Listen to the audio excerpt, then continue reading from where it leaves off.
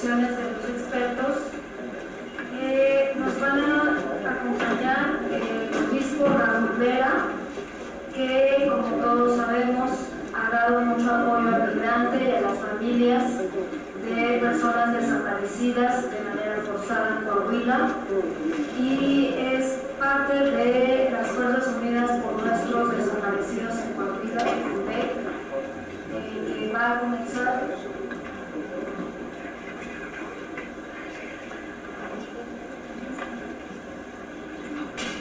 Bueno, también está la magistrada Magdalena Gómez.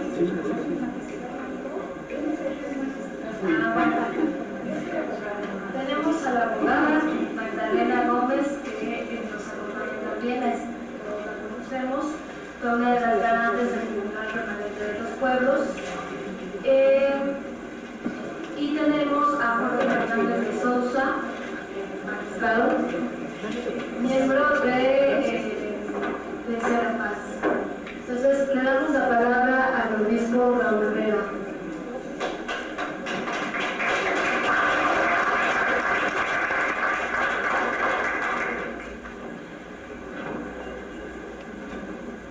Bien, bueno, pues mis colegas que están aquí sí son expertos. Yo con gusto, desde mi quehacer como pastor por parte de la Iglesia Católica, en donde yo me he interesado desde mi visión pastoral, en donde desde la comprensión de lo que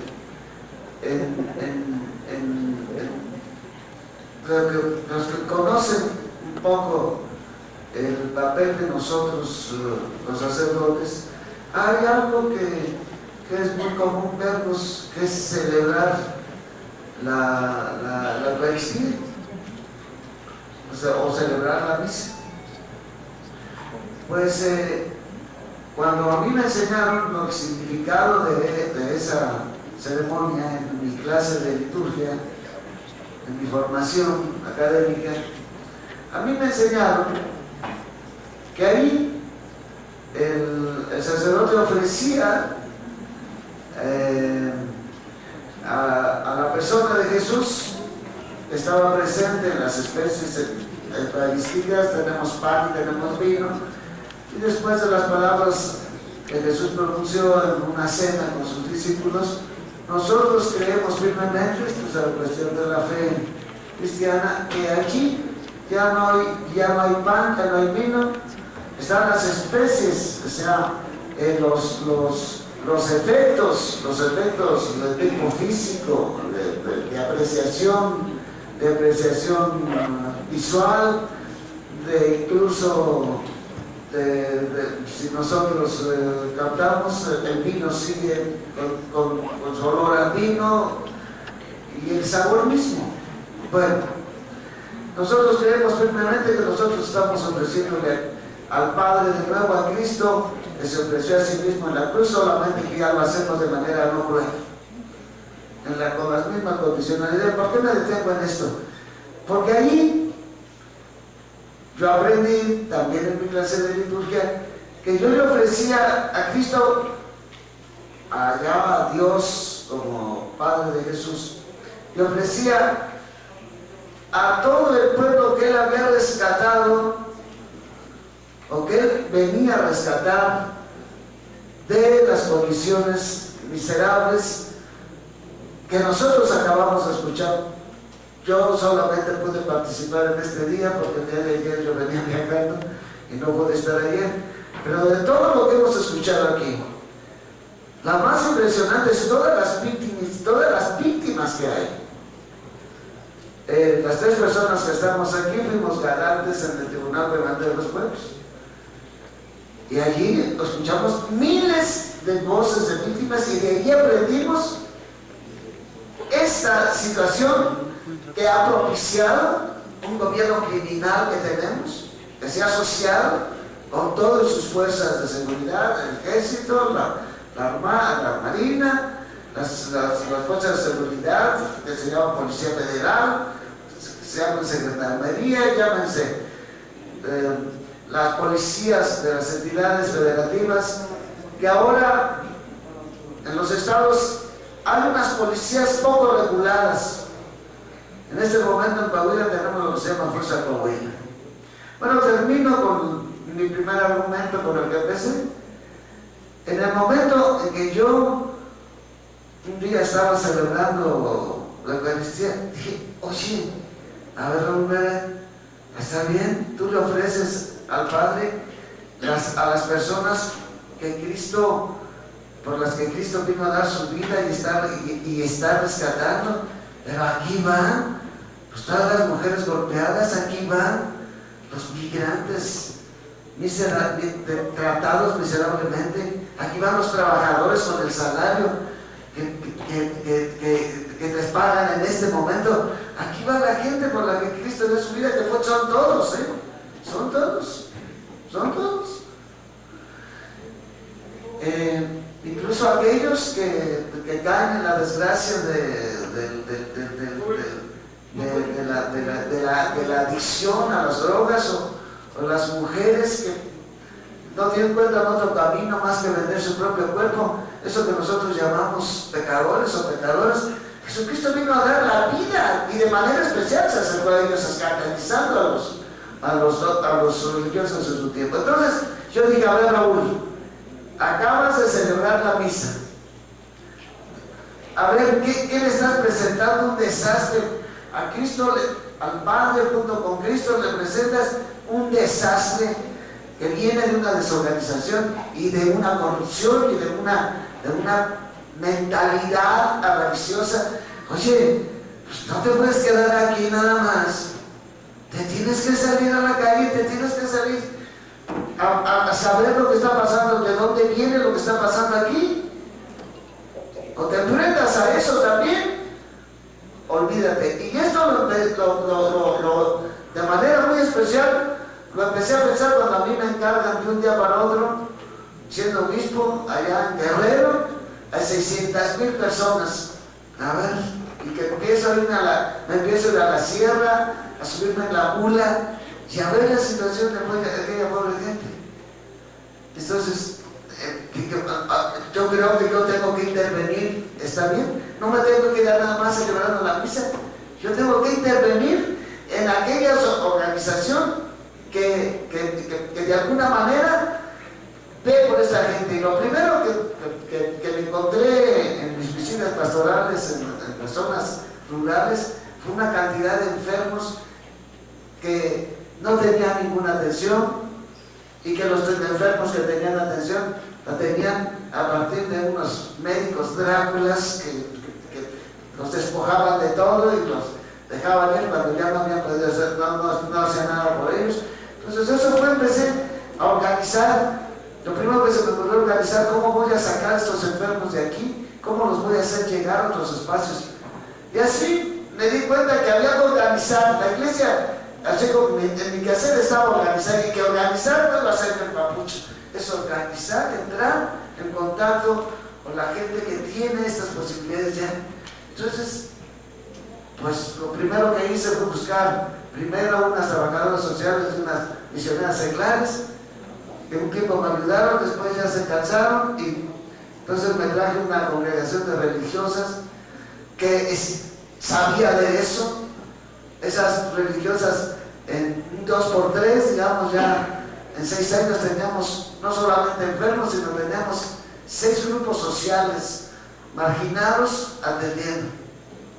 Bueno, algo aprendí ahí en Guerrero, pero luego me mandan a ser obispo con don Samuel Ruiz en Chiapas, y la verdad que la intención era que yo amarrara a don Samuel Ruiz, porque don Samuel Ruiz había rescatado, después de Bartolomé de las Casas, nadie había hecho más por los indígenas de esa zona, y no solamente esos indígenas tratados a don Samuel, sino los indígenas de toda la zona. Y además, ya con el problema, el tema del levantamiento zapatista, en ese momento fui a dar a Chiapas, y ahí pues, yo vi una super organización de parte de don Samuel, pero un día le preguntaron a él, oiga, don Samuel,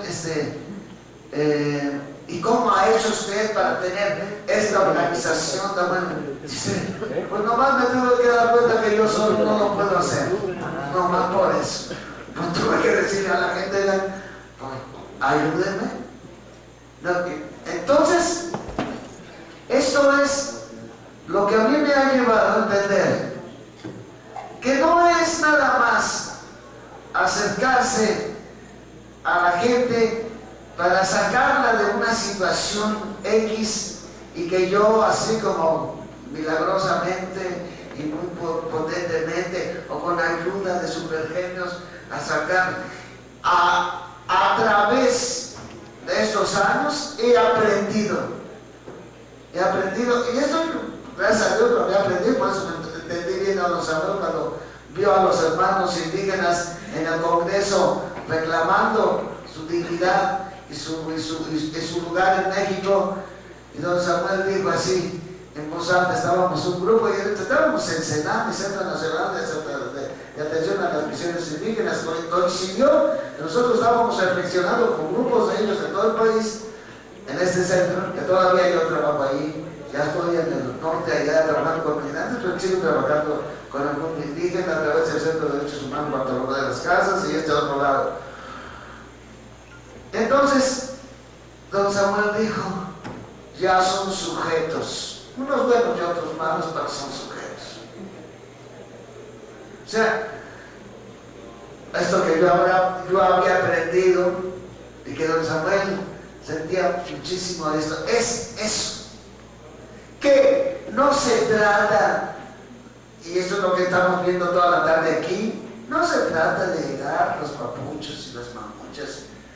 Nosotros somos expertos en derechos humanos, nosotros nos vamos y apoderamos nosotros de los derechos humanos. Absolutamente, todo lo que estamos viendo en nuestros días, estamos escuchando en nuestros días, el Tribunal Permanente de los Pueblos lo hicimos con la participación de 2.300 movimientos sociales que trabajaban en esto, en que proliferen los sujetos que conocen perfectamente sus derechos, que conocen perfectamente el manejo de la tierra y del agua, que conocen que no nada más es para ellos el agua, o para ellos el bosque, o para ellos la tierra. No, conocen que de eso vivimos toda la sociedad y que ellos le dan un servicio a este país en todo lo que desde el manejo que hacen no solamente sobreviven ellos. Yo le escuché a una mujer mapuche allá de la región de Sudamérica, allá en Chile, hablando en un encuentro de movimientos sociales, hablando frente al Papa, y decía, pero le salía del corazón, era emocionante: somos los guardianes del agua, la tierra, somos los guardianes del bosque. Una cosa impresionante, pero vibraba aquella sala, y allí enfrente estaba el Papa Francisco. Entonces, yo fui a dar fui a dar con un texto, y esto ya caminando, pensando en un proceso de rescate de este desastre que conocimos, en el que vivimos en México, porque tenemos que nos quede claro, tenemos un gobierno criminal, porque no solamente tenemos crimen organizado en los cárteles, crimen organizado en los sales del dinero, tenemos crimen organizado en todas las estructuras de las cámaras, eso que han hecho, por ejemplo, de las famosas reformas estructurales, es un crimen, es un genocidio que provocan cada una de sus porquerías. Entonces, tenemos un gobierno criminal y tenemos alrededor de ellos, y bien trabajito. Es un ejemplo claro, lo vimos en la universidad, pero el modelito, todo lo que descubrió Jay es el modelito de todos alrededor de un camión de uno o dos camiones de goma, que es la base de la producción de la heroína, que estaba en este país de Chicago, y que los jóvenes estudiantes de la normal se levantaron accidentalmente, y para buscar ese camioncito, esos dos camioncitos, se mueven para defender a los cárteles de la droga. Se mueve el ejército, se mueve la policía federal, se mueve la policía municipal de Iguala y la de Huichuco. Y unos vestidos de negro que eran el crimen organizado buscando sus cosas. Esto es un ejemplito. También lo fui a ver yo allá con los hermanos de Oaxaca, en Nochitlán, que el presidente de la República diciendo que porque estaban ellos bloqueando las carreteras, estaba provocando el desabasto en la capital del estado. Ya había pasado unas semanas antes por Oaxaca, porque ahí están mis hermanos dominicos. Yo les dije, ¿y qué hacen? ¿Qué hacemos? Pues estamos volviendo a tener la ciudad del abasto que siempre ha tenido. Las comunidades de alrededor nos abastecen a nosotros. Desabasto lo están teniendo las tiendas monopólicas, pero nosotros tenemos aquí alimentos. Y allá en Nochitlán me dijeron, a lo que estaban estorbando los bloqueos era el paso de las armas que el narco hace desde acá por Veracruz y va para arriba. Eso es lo que vino a defender la gendarmería. Dos lugares en donde el crimen organizado es atendido, como quieran, señores, por encima de todo. Entonces, dije que o hacemos sujetos a todos los mexicanos, y todos los mexicanos nos convertimos en gobernantes de este país, o no vamos a salir con toda esta red que tienen los señores del dinero, los señores nuestros gobernantes, que también el Tribunal Permanente de los Pueblos lo arrojó bien claro, la desviación de poder, es decir, nuestros gobernantes no gobiernan para nosotros. Todo lo que hemos estado escuchando aquí el día de hoy, de la impunidad en la que deja todo lo que hemos estado escuchando aquí todo este día, en los gobernantes, a ellos, a mí me tocó escuchar con estos señores que se entregaron la tierra, en Gómez Palacio Durango, me invitaron a defender la no instalación con compañeros campesinos allá, la instalación de una fábrica de cianuro de sodio que van a hacer no cualquier cosa, van a hacer 70,000 toneladas al año de cianuro de sodio. Pues el gobernador llegó con el gerente de esta empresa que lo está haciendo a decirle a la gente que no pasaba nada, que aquí podía estar un vaso de cianuro de sodio, de agua con cianuro de sodio en una mesa, y no pasaba nada. Y yo dije, pues mientras no sea agua mineral, porque con el cianuro de sodio, el agua mineral sale ácido hídrico y mata a todos los que están ahí. Pero que el gobernador yéndole a decir a la gente, o sea, el clásico ejemplito, ellos trabajan para ellos, no para nosotros. No estamos siendo gobernados, no estamos siendo gobernados para nosotros, estamos siendo gobernados por otros, como lo acabamos de ver, porque el Señor todo echando de cabeza al señor Peña. Ay, hasta el nombre se me olvida. Enrique Peña Nieto. Muchas gracias al gobierno mexicano. Pobrecitos, ¿cómo dejan que los desnuden?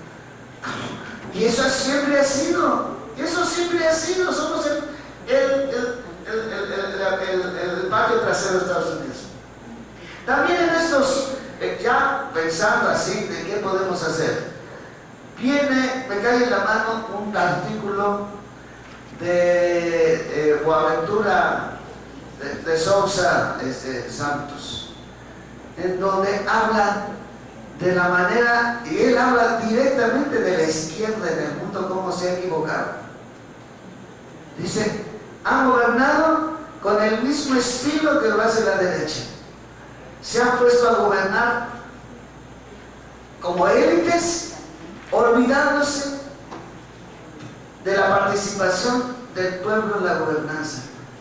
Y también abandonando un verdadero fortalecimiento de las constituciones nacionales. Y él dice, si la Constitución Nacional se presta el Parlamento para reconstruirla o para modificarla, pero dice, hay que crear una constituyente. Cuando se habla de una constituyente, se habla de una constituyente fundante, de un parlamento o de un congreso que se decide a tomar una actitud de refundación, una actitud fundante. Cuando estuvimos tratando de parar la reforma energética, yo estuve participando en un grupo que éramos 7 personas y en él estaba don Pablo González Casanova. Y don Pablo González Casanova decía, no pueden hacer esto solo lo puede hacer un congreso fundante, no lo puede hacer el congreso ordinario esto.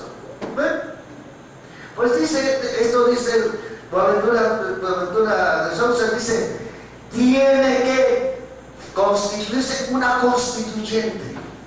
Si se puede con el mismo parlamento constituirse, se puede. Si no, se debe convocar. Pero hay otra cosa que hay que hacer al mismo tiempo. Tienen que hacer hegemónica la formación política del pueblo.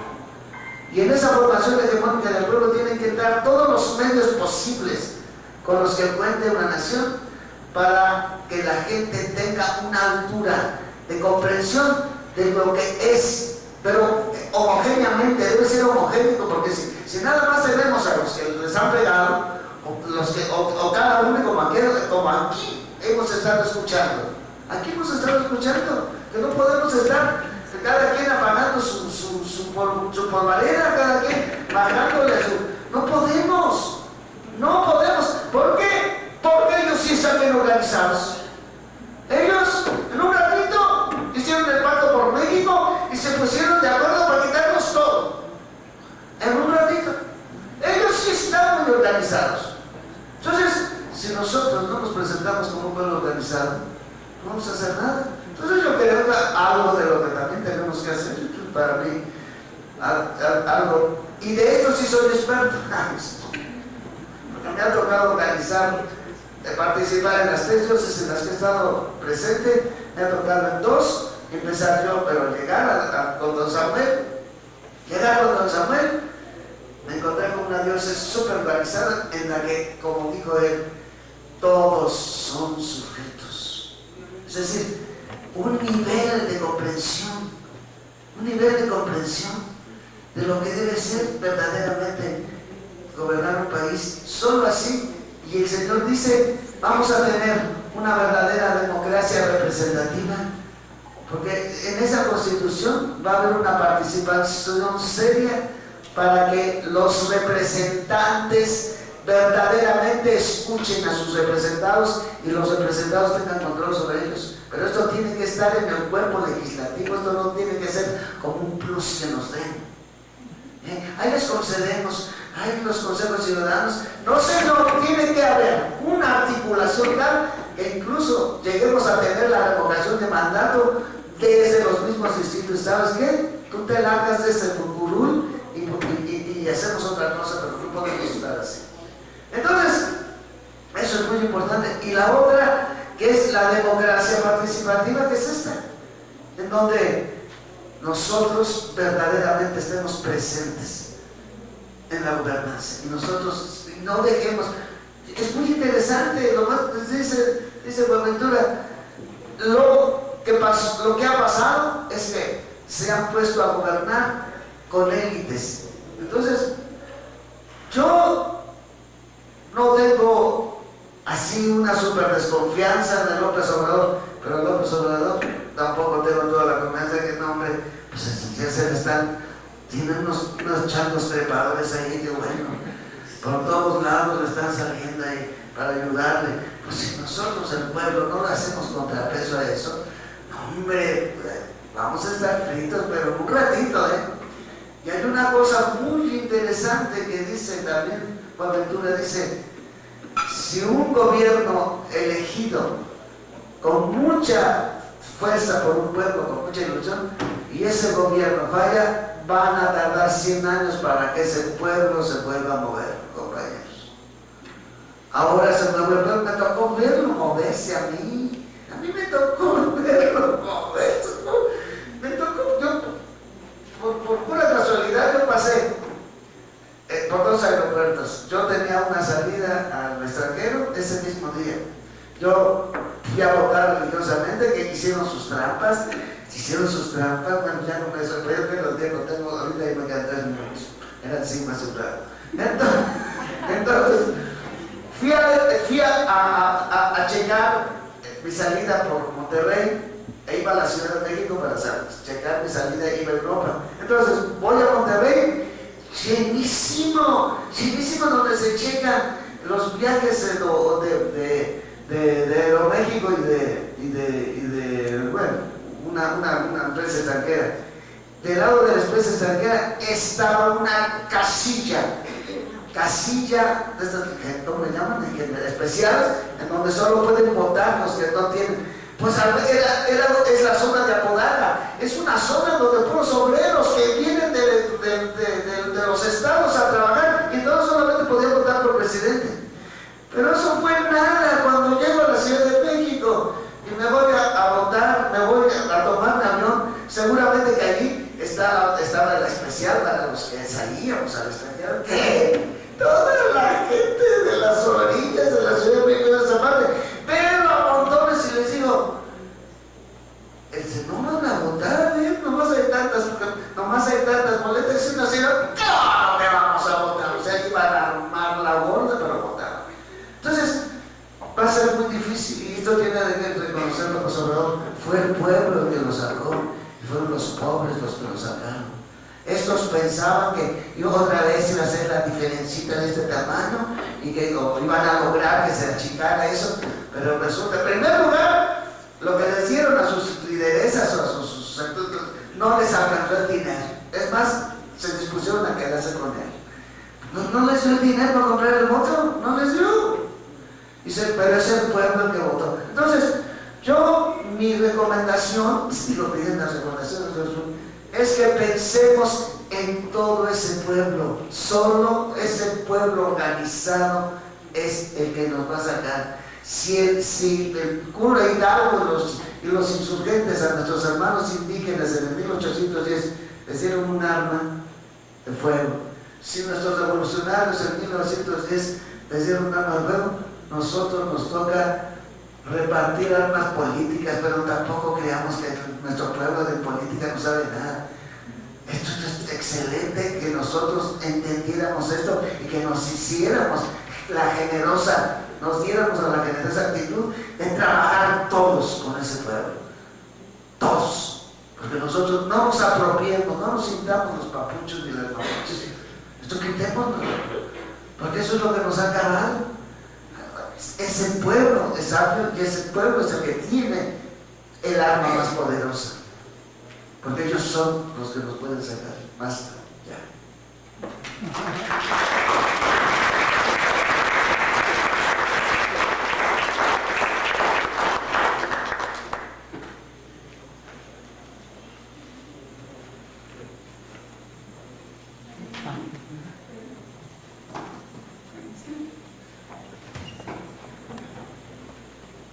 Muy buenas tardes a todas, a todos.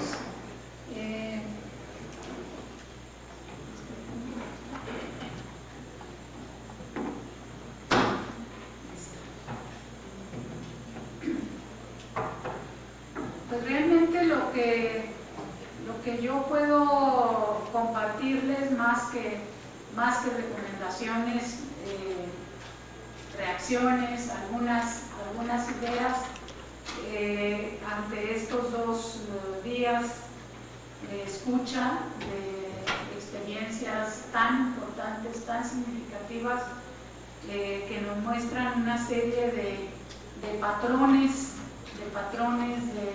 de impunidad, pero no solo eso, sobre todo patrones de organización, de lucha, etcétera, una energía creativa en todos los procesos y casos que se han planteado acá. En primer lugar, celebrar la iniciativa de constituir esta red, de estar conscientes de la complejidad de operar con una red como la que se están planteando, por la complejidad que estamos viviendo, la complejidad del país, y también conscientes de la heterogeneidad de movimientos y de experiencias a lo largo y ancho del país. No es una tarea sencilla, pero creo que algo muy importante es este inicio y estas reflexiones que acá se han planteado.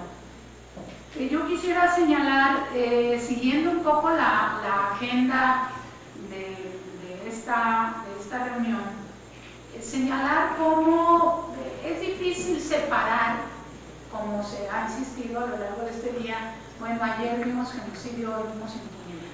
Yo creo que ayer vimos impunidad y hoy vimos más impunidad.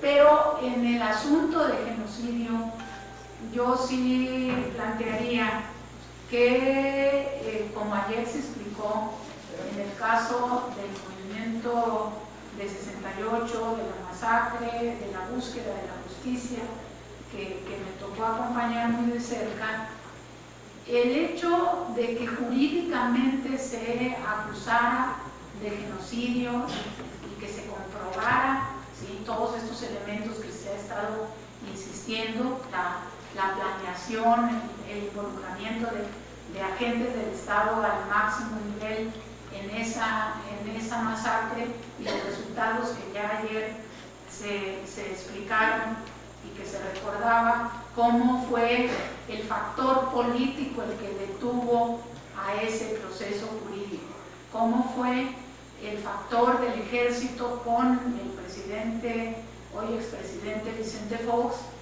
que detuvieron ese intento de justicia en el caso específico del movimiento de 68.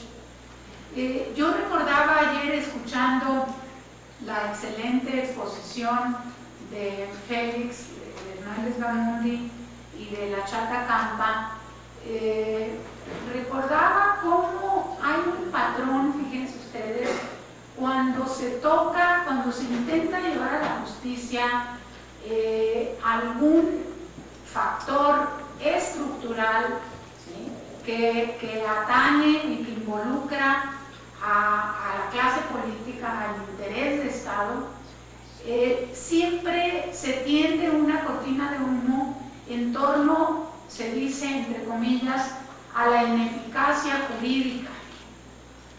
Todavía hoy en día podemos escuchar que se dice que el error en esa etapa que nos explicaba ayer Félix Hernández Gamundi, que el error fue haber planteado genocidio, porque también él recordaba, y somos muy conscientes de ello, que en torno a la idea misma de genocidio hay toda una ideologización, en el sentido de que como el genocidio nazi no hay otro, ¿sí? Si no hay, como se decía, millones de muertos, si no hay cámaras de gases y todo lo que fue el horror nazi, ¿sí?, no hay genocidio. Aun cuando nos estén planteando, como se plantearon, como se probaron, los elementos constitutivos del delito de genocidio en el caso específico de 68.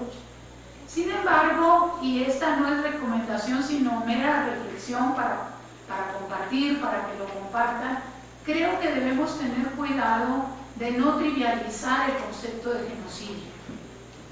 Yo creo que no podemos plantear que cualquier violación de derechos humanos planeada, por ejemplo, podamos decir esto es genocida y es fascismo y es etcétera. ¿Por qué razón? ¿Por qué razón? Porque necesitamos, creo yo, necesitamos nosotros contribuir a que realmente se logre la justicia y se logre la justicia en el sentido más hondo de acabar con la impunidad, de que los responsables de los crímenes de lesa humanidad que se han cometido en el país sean juzgados. Yo diría, cuidado con no generalizar a todo como genocidio. Sin embargo, lo que es evidente es el patrón sistemático de impunidad en el que hemos vivido. Don Raúl hacía mención a la experiencia, al momento en el que estamos ahorita, al momento político en el que estamos, y un momento político que tiene sus particularidades. Yo recordaba cómo cuando ganó Vicente Fox, en una parte del sector de la sociedad se generó una actitud como la que se está generando ahora, y era el PAN.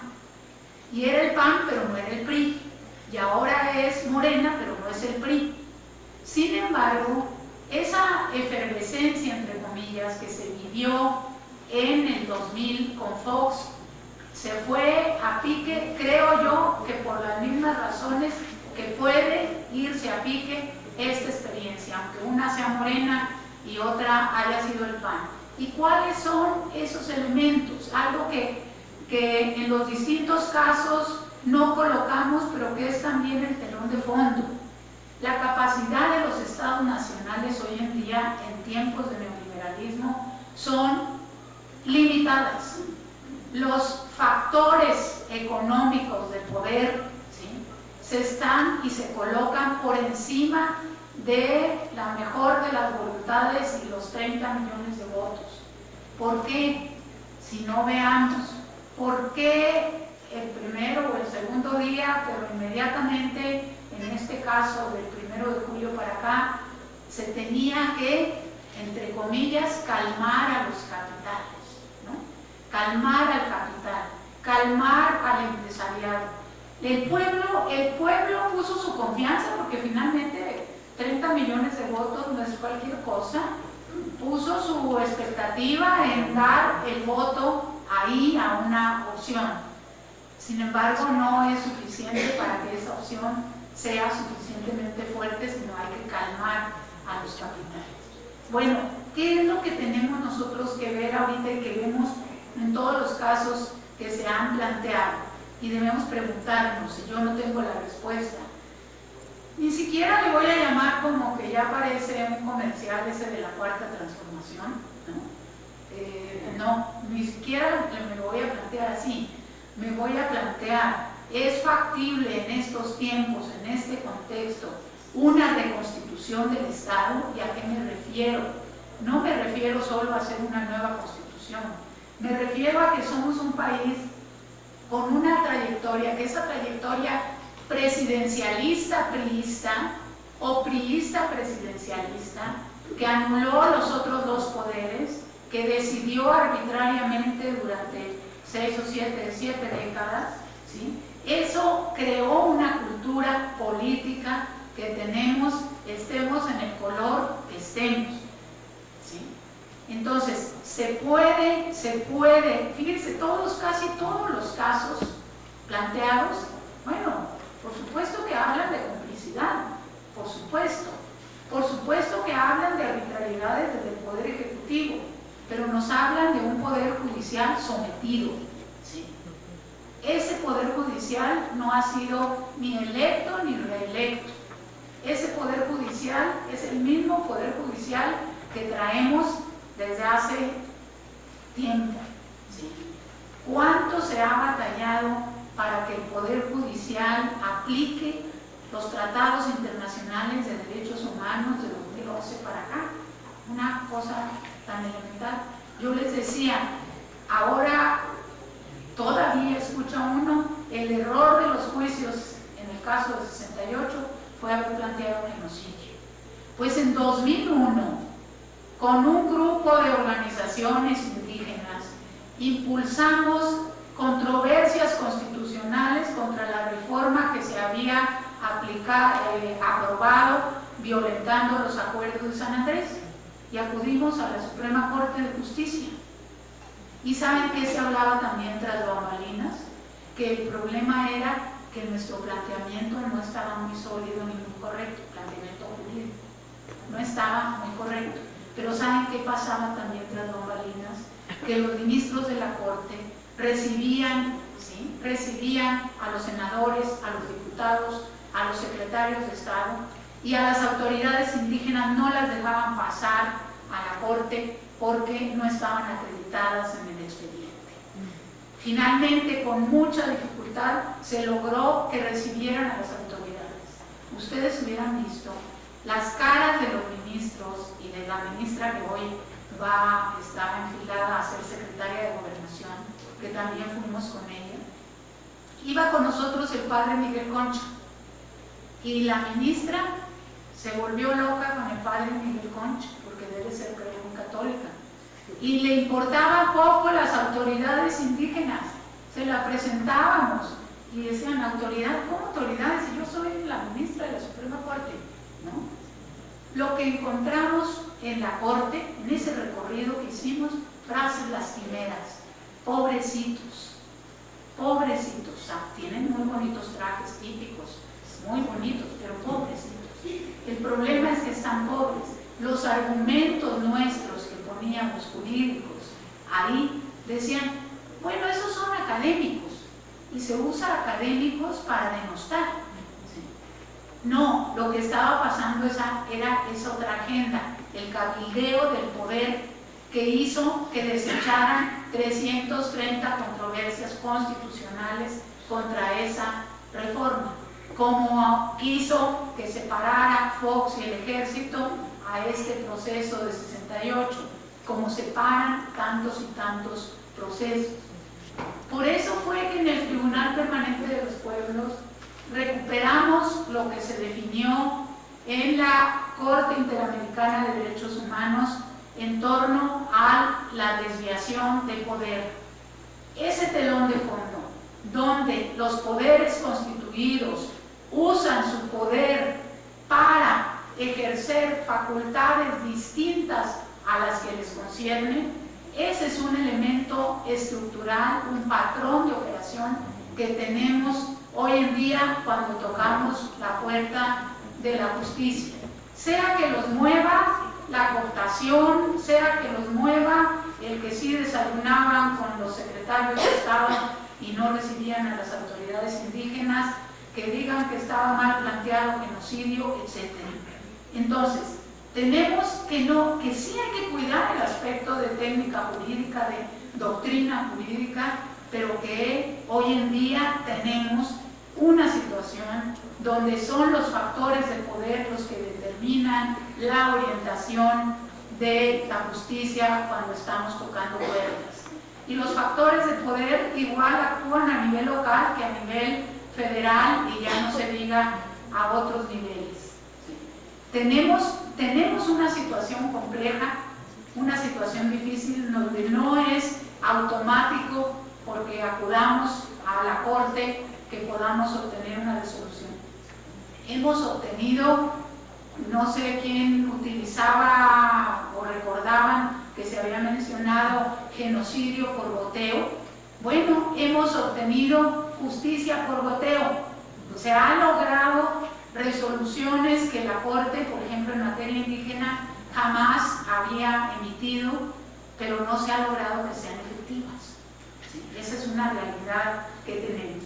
Nosotros vemos los distintos casos y se ve claramente la investigación la hacen las víctimas. Los elementos de prueba los ponen las víctimas. Los compañeros del Comité de 68 por décadas juntaron sus pruebas hasta encontrar el momento de presentarlas. Por eso les insisto yo mucho en esos 10 volúmenes que quiso Álvarez Garín que se publicaran, porque quería que quedaran circulando esos 10 volúmenes donde están las pruebas. Yo creo que no debemos renunciar a seguir presentando las pruebas, a seguir tocando las puertas de la justicia. Pero aquí se ha dicho con mucha claridad, y es una realidad, la base es la organización, el apoyo y la herramienta es tocar las puertas jurídicas y evidenciar esa desviación de poder que se señaló y se concluyó en la sentencia del Tribunal Permanente de los Pueblos, en un contexto complejo, en un contexto donde los espacios de justicia, también vamos a decir fuera del país, pues están muy condicionados, y en general la justicia es larga, es tardada de obtener, pero es herramienta. ¿Qué es lo que, para concluir, ya no sé cuántos minutos les quedan, ya me pasé, ¿qué es lo que podemos? Pues dice que porque yo lo pedí, me equivoqué, perdón. ¿Qué es lo que podemos anotar, ¿sí? Después de observar la serie de casos?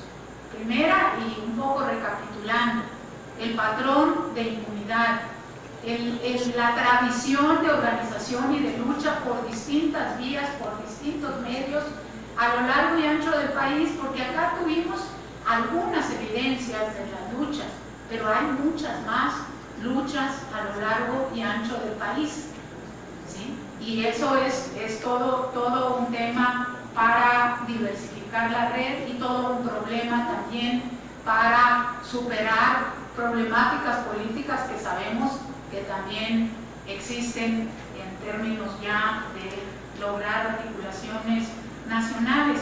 Pero creo yo que sí hace un poco de falta colocar los trasfondos económicos de los movimientos políticos. Acá no estuvimos en una serie de casos, por ejemplo, que tuvieran el eje abierto, quizá lo de Tlaxcala, en fin, pero el eje abierto del neoextractivismo, de los despojos territoriales, ya lo mencionaba don Raúl, del impacto de las reformas estructurales, ¿sí? Ayer platicaba en la comida con la Chata Campa, que es de formación geógrafa, ingeniera en cuestiones energéticas, y le decía, tenemos que ubicar cuáles son los territorios específicos donde están señaladas las concesiones que se han otorgado. Las mineras están muy claramente mapeadas por todos lados y las denuncian, pero las petroleras no está tan claro porque se encubren en que nada más van a explorar y todavía no van a extraer petróleo, etc. Pero sí necesitamos profundizar en ese factor energético y en ese trasfondo económico para esta red que se está formando por una cuestión. Ya tenemos ejemplos en materia indígena, que es con la que trabajo más de cerca, ya tenemos ejemplos donde independientemente de la resolución jurídica, la organización política ha hecho que salga corriendo una transnacional a la que ya le dieron la concesión. Y les pongo el caso de San Miguel del Progreso en Guerrero, ¿sí? Una minera que renuncia a la concesión porque dice, con estas comunidades no se puede, ¿sí?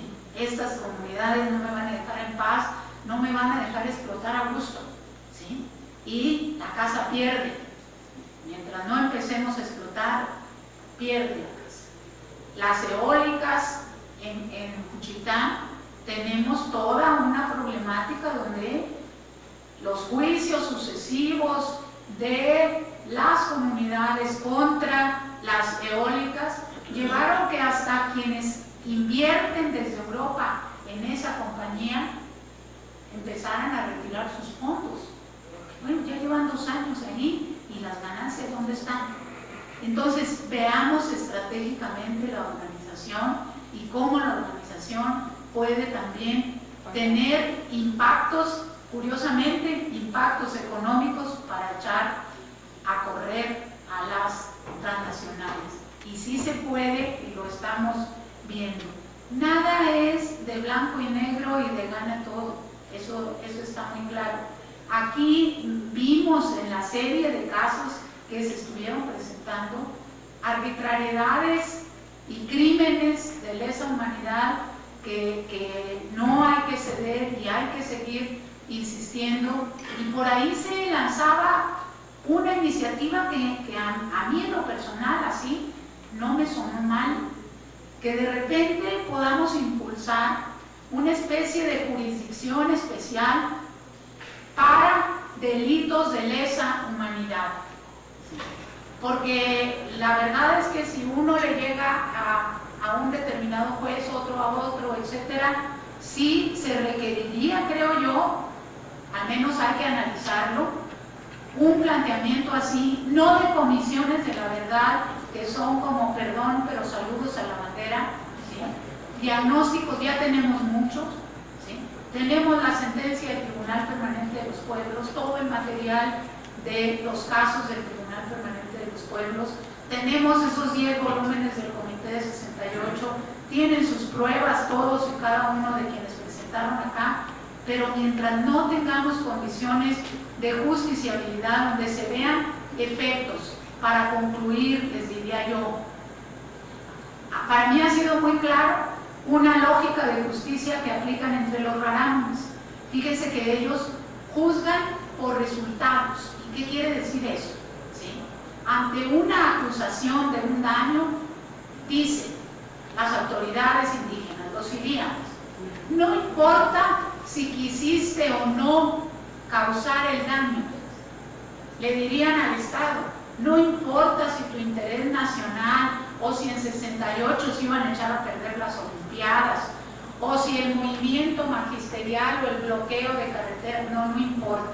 Lo que importa es el resultado y con el resultado castigan. ¿Sí? Yo creo que resultados de esta política del Estado tenemos muchos, tenemos muchas evidencias y tenemos que caminar hacia esa justicia tan necesaria para reconstituirnos como nación, si se puede. Ya lo del Estado son otros 20 pesos, como dirían en Chihuahua, ya es otra historia. Bueno, muchas gracias. Hasta aquí la vez.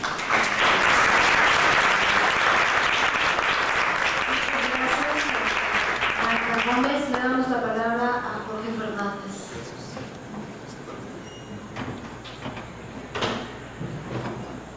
Muchas gracias por la invitación. Yo partiría de preguntar algo que creo que quedó flotando, por el sentido de la palabra, con tanta intervención tan interesante, tan duras, tan dolorosas, tan esperanzadoras. ¿Tiene sentido una red contra la impunidad? La convocatoria fue para ese propósito y a partir de aquí echarán a la red. Esto me lleva a una reflexión que hemos estado haciendo en varios foros en cuanto a que pareciera que no pareciera, hay muchas luchas aisladas y pareciera que cada lucha está interesada en sí misma y que no va más allá de lo que de conseguir lo que tiene, digamos, en el plano corto, en el plazo corto, y que algo que lo que planteaban los compañeros de Oaxaca hace un rato, es decir, este carácter del Estado, al servicio de la burguesía, yo creo que ahora podemos hablar de un Estado que no está al servicio de la burguesía, está al servicio del capital internacional, está al servicio del neoliberalismo, está, como decía el don Raúl y como decía Magda, articulado con el crimen organizado, este Estado que todos conocemos. Pareciera que las luchas de cada lugar, de cada momento, de cada comunidad, no tienen nada que ver con ese Estado. Sin embargo, entonces aquí nos viene una circunstancia que si no la atendemos con cuidado nos puede dejar hasta paralizados. Es decir, frente a ese Estado, Octavio Paz llamaba el logro filantrópico, o de filantrópico, es el logro, sí, filantrópico, frente a ese Estado que devora todo, que arrasa con los seres humanos, con los trabajadores, con los indígenas, con la propiedad nacional, con la propiedad de los territorios de los pueblos, con la seguridad, con todo lo que ya sabemos. Frente a ese Estado pareciera que no hay nada que hacer. No hay nada que hacer porque las formas de lucha que se dieron quizás hasta los 70, hasta los 80, se diluyeron. Ya no, bueno, sí existen algunas organizaciones político-militares, lo sabemos, pero pareciera que aquellos planteamientos globales de enfrentamiento al Estado, una posición de clase o de unión de clases para combatirlo frontalmente con la organización, eventualmente con las armadas, pareciera que son opciones que ya no existen. Entonces, yo diría, mientras se replantea y se reconstituye una forma global, quizás se esté reconstituyendo, habría que pensar en que, como dijeron varios compañeras, en sus intervenciones, pues hay que jugar en el terreno, dicho francamente, en el terreno del enemigo. ¿Y cuál es el terreno del enemigo? Entre otros, el terreno de los tribunales, el terreno de lo jurídico. Sin pensar que vamos a cambiar, evidentemente, una estructura estatal ganando juicios. Eso desde luego sería más que una ingenuidad. Lo que sí podemos pensar es que puede haber rendijas mediante las cuales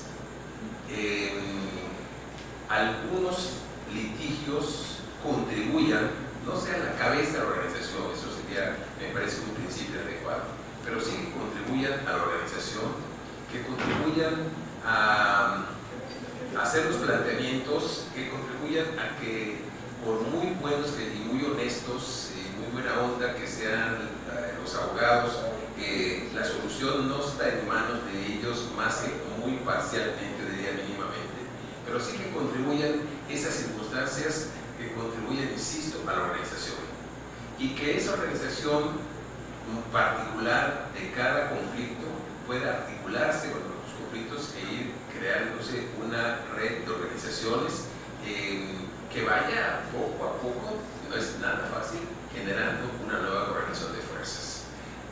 Claro, se dice facilísimo en 3 minutos, 4, los que me den, pero es sumamente complicado.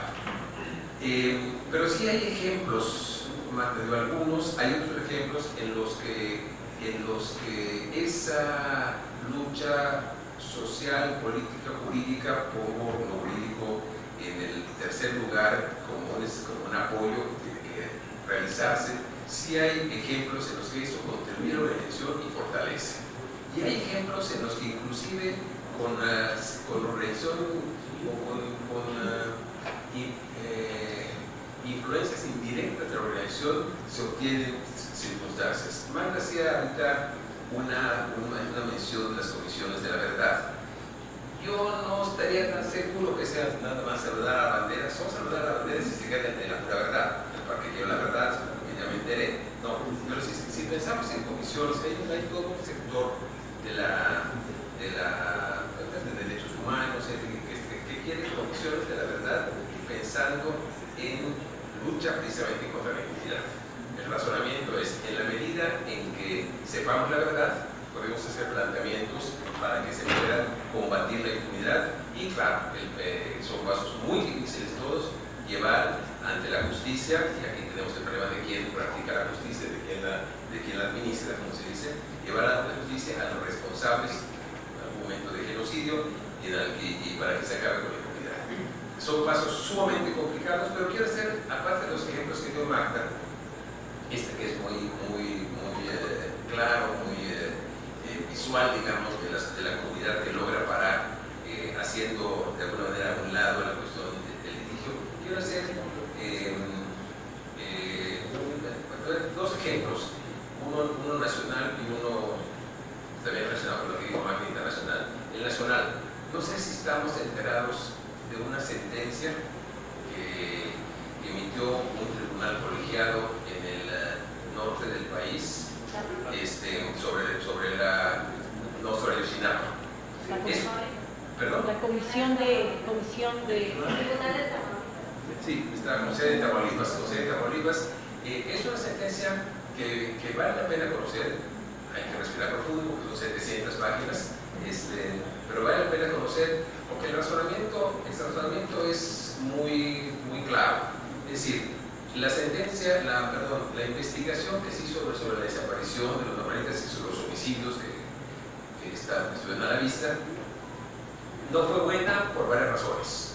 Una, porque los detenidos confesaron como tortura, porque no fueron puestos a disposición del Ministerio Público oportunamente, y otra razón fue que quizás estructuralmente puede ser la más interesante, porque las autoridades que intervinieron, que fueron, o sea, la encargada de la investigación, que era la PGR, y las corporaciones de las que se debía investigar, que eran la Armada, la Policía Federal y el Ejército, tenían como superior jerárquico a la misma persona, es decir, al presidente de la República, y por tanto no podía haber imparcialidad. Entonces, no fueron imparciales. Entonces, con eso, digamos, descarta, claro, es muy largo su razonamiento, descarta la investigación anterior y dice que tiene que hacerse una nueva investigación. Y en esa nueva investigación deben participar los representantes de las víctimas pues no, están desaparecidas, los representantes de las víctimas, la Comisión de Derechos Humanos y claro, la PGR, porque constitucional y legalmente tiene que participar, o sea, es su facultad, su obligación.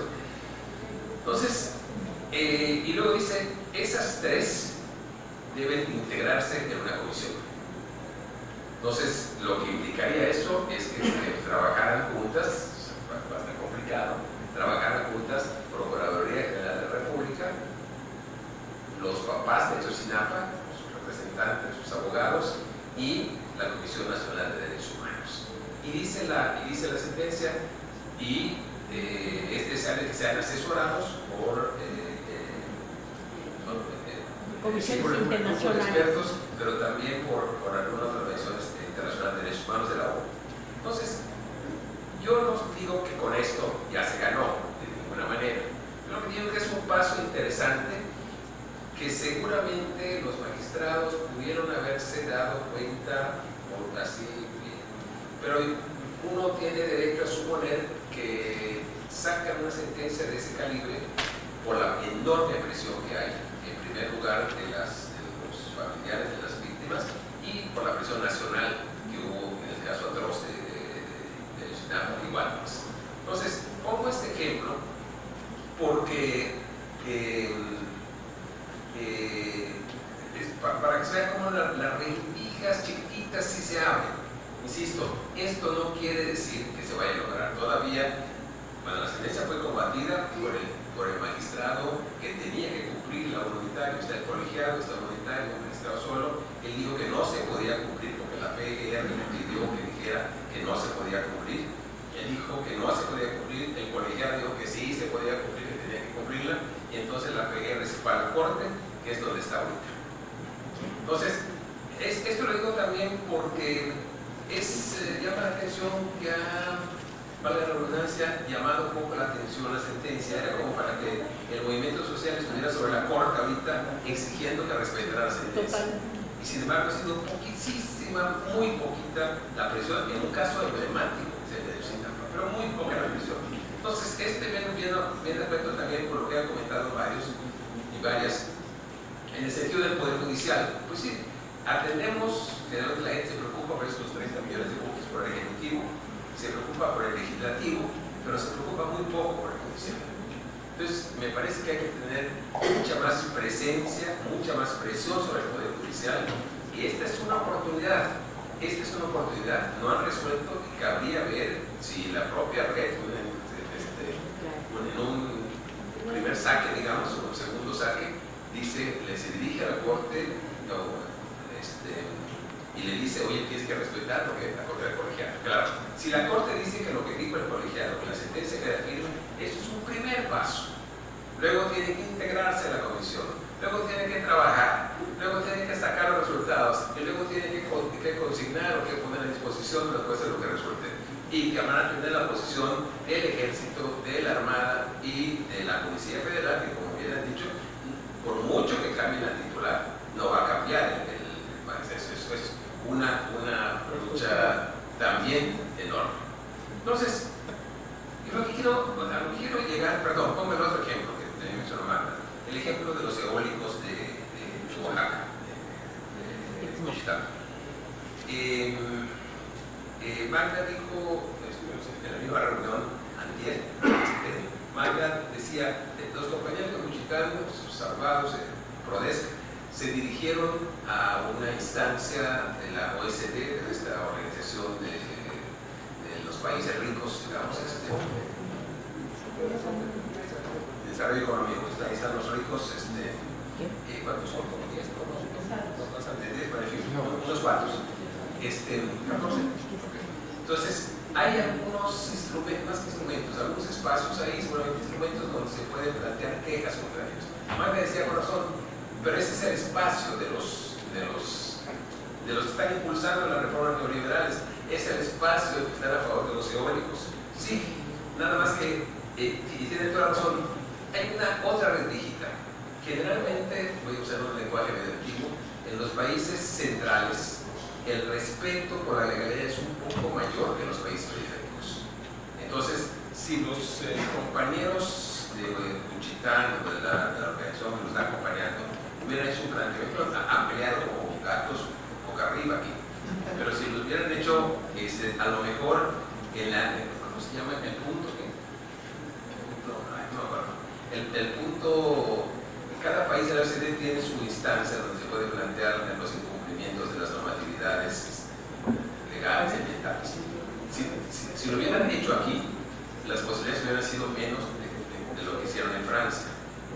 Y tal fue así que algo que ya no pudiste oír, inclusive la embajada francesa ya intervino un poco como mediadora porque no quieren que el ruido les llegue tanto hasta allá. Entonces, otra rendijita. Son cosas muy pequeñas. Bueno, a donde quiero llegar es que esas rendijas, y quizás cada litigio, por pequeño, bueno, los compañeros de Querétaro daban ahí, a veces entendí bien. El caso agrario prácticamente salió bien. Lo que no ha salido bien es la impunidad en la prisión de la compañera. El compañero decía con toda claridad, si el caso agrario está a nuestro favor, no tiene sentido que la compañera esté en la cárcel. O sea, porque la compañera está en la cárcel porque se suponía que en el caso agrario el ejido no tenía razón. Entonces resulta que el ejido sí tiene razón, la compañera sigue en la cárcel de todas maneras. Eso no hay que ver expediente para pensar que es una barbaridad. Ahí sale impunidad. Bueno, el caso es que este tipo de luchas, como los de los compañeros de Simitrio, como en fin, todas las que se han planteado, como los del doctor en Oaxaca, como todos los que nos estamos planteando, el chiste es que hacer de cada lucha un puntito para hacerle una pequeñita rayadita al Estado. Hicimos una rayada grande, pero bueno, todo en el sentido práctico y figurado, pero no tenemos todavía con qué. Entonces, que cada punto, que cada litigio, que cada punto organizativo tenga como meta final no solamente el triunfo inmediato, sino la organización que lleve, es muy fácil, pero es muy complicado, a un cambio en la correlación de fuerzas. No es fácil, no solamente por cómo está la zona nacionalmente, sino por cómo está internacionalmente. Lo que está pasando, también mencionado por los migrantes que están, la reacción lamentabilísima de muchos sectores mexicanos contra los migrantes, lo que está pasando en Brasil, que hay una vuelta a la derecha, evidentemente. Hay una vuelta a la derecha y bueno, insisto entonces en que no, pensemos en las luchas para ganar en inmediato, pero también para construir en lo inmediato. Esta es la reflexión que creo que cabe. Y finalmente, yo comparto la preocupación y prácticamente el punto de vista que se ha dado sobre la cuestión del nuevo gobierno. Alguna vez en una reunión alguien había discusiones, decía es que si es un gobierno de izquierda o no es de izquierda. No, el problema no está ahí. Yo creo que es claro que no es ningún gobierno revolucionario, eso lo tenemos claro. El problema es si tiene capacidad para, dentro de lo que dice contra la corrupción, si tiene capacidad para hacerlo. El problema con uno de los problemas del Estado mexicano es que horadar la corrupción del Estado es horadar el Estado. A lo mejor eso no pasa con el Estado alemán, no pasa con el Estado francés, porque si descubren con el japonés, si descubren la corrupción, pues destituyen a la persona. Si es en Japón, a lo mejor se suicida. Si es en Francia, a lo mejor se va al sur de Francia o a alguna región, a la Riviera. Pero en el caso de México, terminar con la corrupción es terminar con el Estado. Sí, claro, pero por eso el problema no es si el gobierno que llega es revolucionario o no, es que si termina la corrupción va a ser revolucionario. Claro, y no usar represión. Ya puede haber un chancecito de que el nivel de represión sea menor, a lo mejor. Eso sí, eso es muy importante. Eso es muy importante. Que no lo ordene, pero no quiere. Que no lo ordene López Obrador es todavía crecido, está en el espacio de sus convicciones, pero que todo el aparato involucrado en este tipo de decisiones contra la población le respete, ahí está. Y todos lo sabemos a nivel claro, y no solamente de macro, a nivel local. A nivel local está vinculada el crimen, o un crimen organizado con otro crimen organizado, que es el político, y articular eso, son palabras mayores. Bueno, por eso cada lucha hay que convertirla en la lucha mayor. Y ahora sí, por último, lo que hay que tener en cuenta, muy en cuenta, es que este gobierno que se presenta como de centro izquierda no tendría su fracaso las mismas repercusiones del fracaso de Fox. Porque finalmente el fracaso de Fox, aparte que es un tipo, si no fuera trágico sería divertido, aparte de eso, el problema del fracaso de Fox es que un problema es cierto, los dos no son del PRI, pero Fox era eso, especie de centro-derecha. El problema es que es de centro-izquierda y la gente lo está creyendo. Mucha gente piensa que es una opción de izquierda. Si esa opción de izquierda no da una décima parte de los resultados que estoy diciendo, el giro va a ser a la derecha. Eso es algo de lo que puede estar pasando en Brasil. No lo digo, no soy experto ni en nada, ni menos en Brasil, pero eso ha pasado en muchos lugares. Cuando lo que se presenta como de izquierda no sirve, entonces automáticamente la votación se va para la derecha. En fin, eso es. Gracias.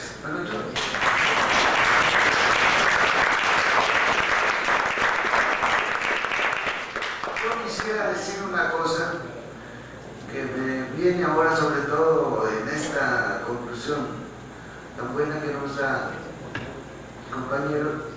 Hay un mito entre los indígenas que dice que un monstruo esto sucede entre animales, son animales de una selva, animales de un lugar, y viene un monstruo que secuestra el maíz y lo secuestra en una montaña hueca.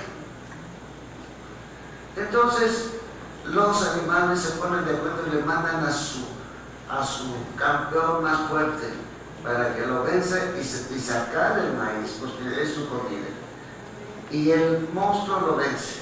Le mandan al segundo más fuerte y lo vence. Y pasa lo mismo con el tercero. Entonces las hormigas dicen: nosotras rescatamos el maíz. Ustedes sí.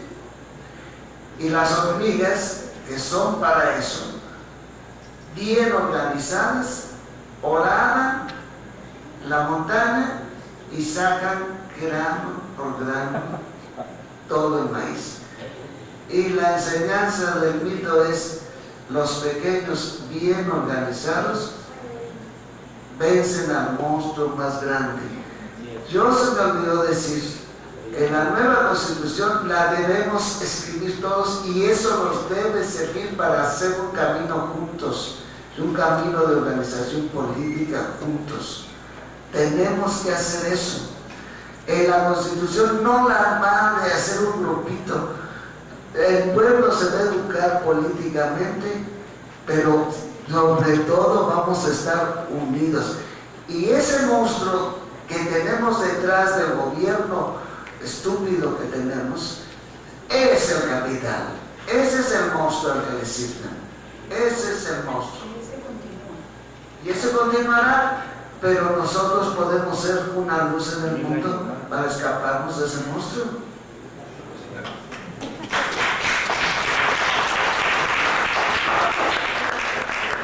Dos cosas. Una es, como eso, seguramente tú te vas a acordar muy bien, en términos de Mao, era el viejo tonto que movió las montañas. Pero bueno, esa es una. La otra es, perdón, hice una pregunta inicial que no respondí. Yo creo que desde luego que tiene sentido la reconflictividad, y más si la pensamos en dos niveles, en comunicación de las luchas y